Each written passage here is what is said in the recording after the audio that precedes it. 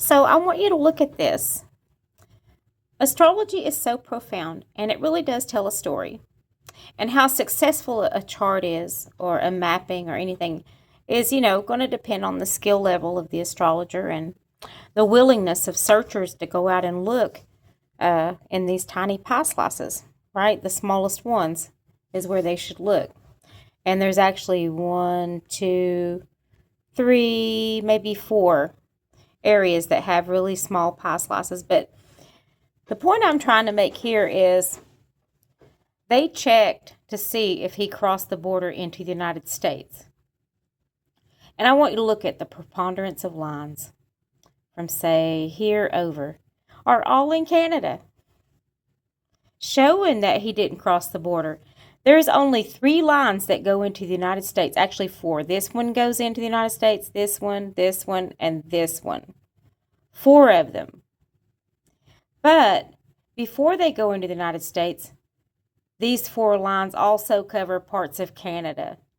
But I just think that's interesting how the preponderance of lines that I drew, which are the planetary lines, things like the North Node, the South Node, asteroids like DNA, Saturn, all that is all over here in Canada.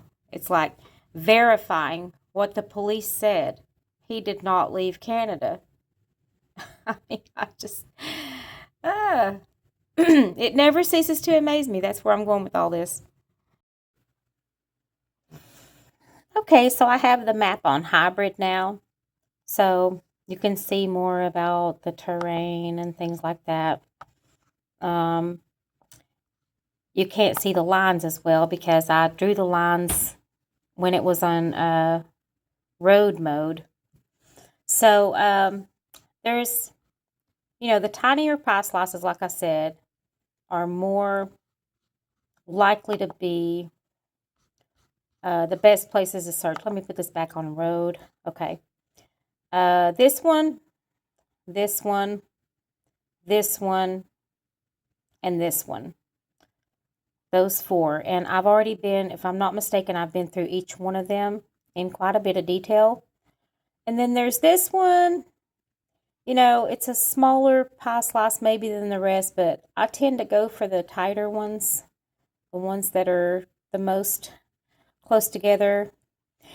And the one to me that was the most compelling was this one right here, because there was actually a road that followed it perfectly. Let's see, what was the name of that road? It started with it started with 4. I remember that. Let me see here. 4 Mile Creek Road. And it went, straight to the ocean, or the lake, Ontario Lake, I believe it is. So that would be this one right here. So, does this really work? Yes, it does. As long as you have an accurate location, an accurate starting point, an accurate date, an accurate time, and those all have to match up. It can't be, I last heard from them. I got a text from them at 8:45 on the 6th, but I don't know where they were. That doesn't work. It has to be, I last saw them at 8 p.m. on the 1200 block of Main Street on January the 5th of 2026. And in say Knoxville, Tennessee, or whatever. So it has to be that kind of information before mapping can even be done. But where it falls apart is resources. It costs money to go out and look for people. And the police, law enforcement, they're more likely to work on current cases than to go back 9 years, and try to find somebody. So, sometimes there are search teams that will go out, and look for people years later. It's rare because, the evidence, if somebody is deceased, it's going to degrade, There's the weather, there's wildlife, there's all these things that will make somebody that might be out in the open, really, really hard to find. What really bugs me about this case, though, is, like I said, there's no mention of how he was getting around vehicle-wise. Did he take his own car? Did he rent a car? Did somebody drive him up there? Did he take a bus? Or down there, I'm sorry, because he went southeast of where he lived. Burlington is northwest of Niagara Falls. And so, how did he get there? If he drove his own car, what happened to that car? Another thing is there's no information on whether or not they pinged his cell phone, where his cell phone last pinged. It's like just, it's kind of like the Bermuda Triangle, this case. And that's why I wanted to do it. That's why I wanted to map it, is because it's just so oddball, He checks into a hotel, leaves his things in the hotel, takes off. He's seen on foot for the last time. Did he get in a car with somebody?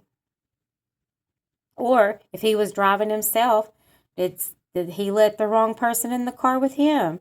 Was he going there to meet somebody? He was there he took 6 visits between October 2016 and January 2017. He went there 6 times.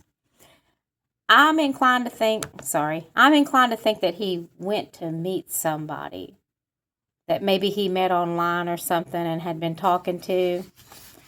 And, did he have some kind of business there, whether it was legitimate or, possibly illegal? But I'm not going to accuse anybody of doing anything like that. But it's something that you have to consider.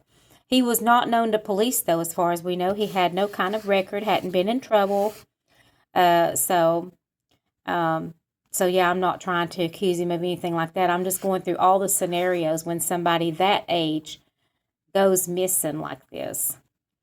Did he owe somebody money? Did somebody have a vendetta against him? Was somebody stalking him when he was there?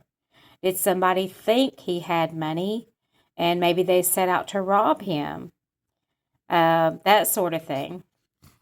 And the most oddball one, it has happened, but it's extremely rare, is somebody has a life insurance policy on themselves and they decide they don't want to wait till they die to get their life insurance. They want to get it while they're alive. Well, and I'm not accusing him of this. I'm just saying in some scenarios, this can happen. The person decides to disappear, but they're conspiring with somebody, who they're going to split the insurance money with in exchange for their cooperation. And then it requires another person to be involved with them because, they can't, after they've disappeared and, are living on their insurance money along with, whoever they're splitting it with and all that, which is usually a family member, they can't buy a car. They can't go out and buy a house. They can't do anything in their name. They can't even really be seen. So that takes a minimum of 3 people, the person that's doing the insurance fraud, plus the other people that are cooperating with them that are also living on that money. I'm not saying that this is the case here. I'm just saying that sometimes in missing person cases, that's one of the more rare scenarios, okay? So yeah, I'm not accusing anybody of anything in any of these videos because this case is still unsolved and it's cold as ice. So yeah, I'm curious to get your thoughts. I'm going to do a little analysis on the chart in the next video, I think, and just look more at some things. I did notice that Jupiter was at 22 degrees in Libra in the 3rd house of the chart, and Saturn was at 22 degrees Sagittarius in the 5th house. And so there's 2 22-degree planets. And the 22nd degree is the kill or be killed degree, the fight or flight degree, the what's known as the assassin's degree. And both of those were activated in the chart. And then I'm seeing a lot of the 8th degree. There's 2 planets at 8 degrees. Let's see here. There's 2 planets at 17 degrees. And so, but the 22-degree ones are compelling, in my opinion. 2 of them. And one of them being in Sagittarius and one of them being in Libra. You know, it's enough to make you think. Also, the ascendant and descendant are at 17 degrees. Have 2 planets at 17, not planets, but yeah, 2 planets. You got Pluto at 17, you got Mars at 17, the ascendant, the descendant at 17. Then you have the MC and the IC at 7 degrees. And then, were there any planets at 7 degrees? No, DNA, the asteroid DNA, and the vertex at 7 degrees. So there's a lot of repetition in this chart. And yeah, I would just love to get your thoughts. Anything you have to say about it. I'm going to put a link under this video that will take you to the mapping. Okay, so that you can look at the mapping for yourself, either on your computer or on your cell phone. So for now, I'm signing off, and I'll be coming back with a part 5. Thank you so much.